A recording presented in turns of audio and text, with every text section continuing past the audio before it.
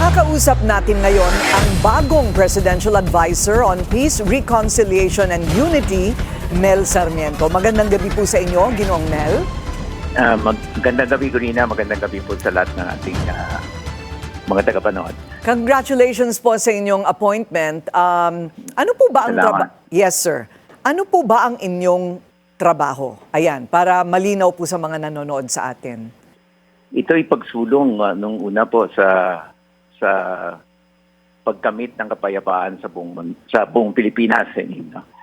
Lalong-lalo na meron tayong national vision, ang tinatawag na Ambition natin 2040. Sa Ambition natin 2040, isa po sa hangarin, base po sa isang survey na ginawa mga ilang taon na 79.6% ng ating mamayan ay ika nga ang panawagan na magkaroon na ng kapayapaan, na maayos na yung mga internal conflicts sa ating bansa para maka-focus sa economic and development growth ng ating bansa.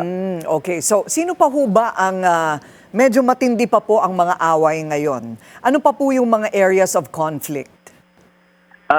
Siyempre ngayon nakatutok tayo sa BARM, yung agreement na ginawa ng ating pamahalaan at ang MILF.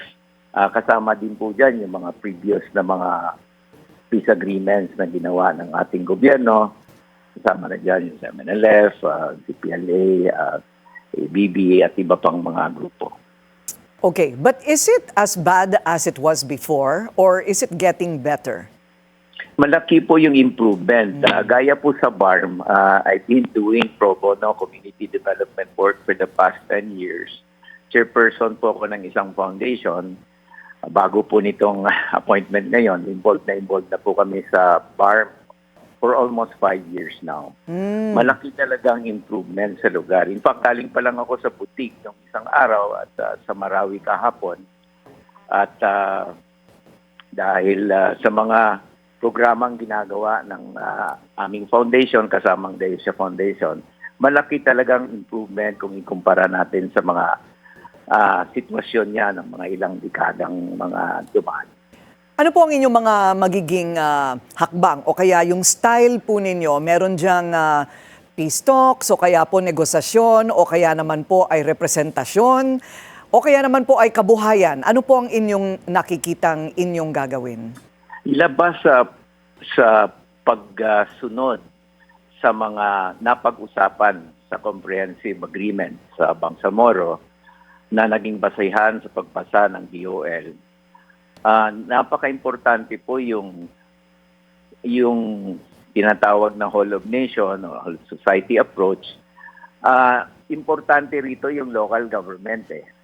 At sa mga nakaraang taon, bilang chairperson ng foundation, nakatutok kami sa programa ng Social Cohesion and Resilience, pagcapacitate ng ating mga lokal na pamahalaan. Kasi sila talagang frontliner ng service.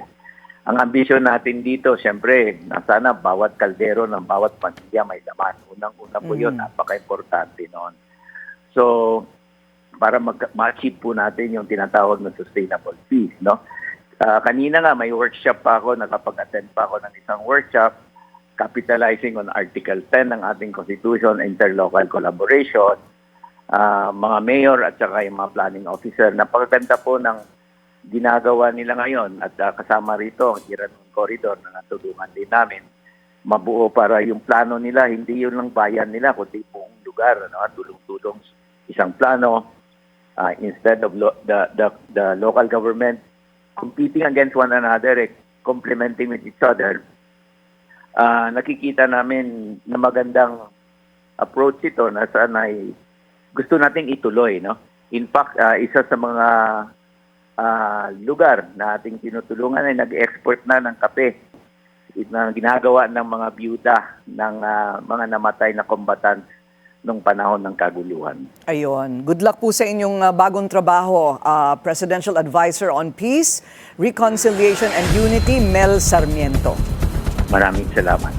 Thank you, Corina. Thank you.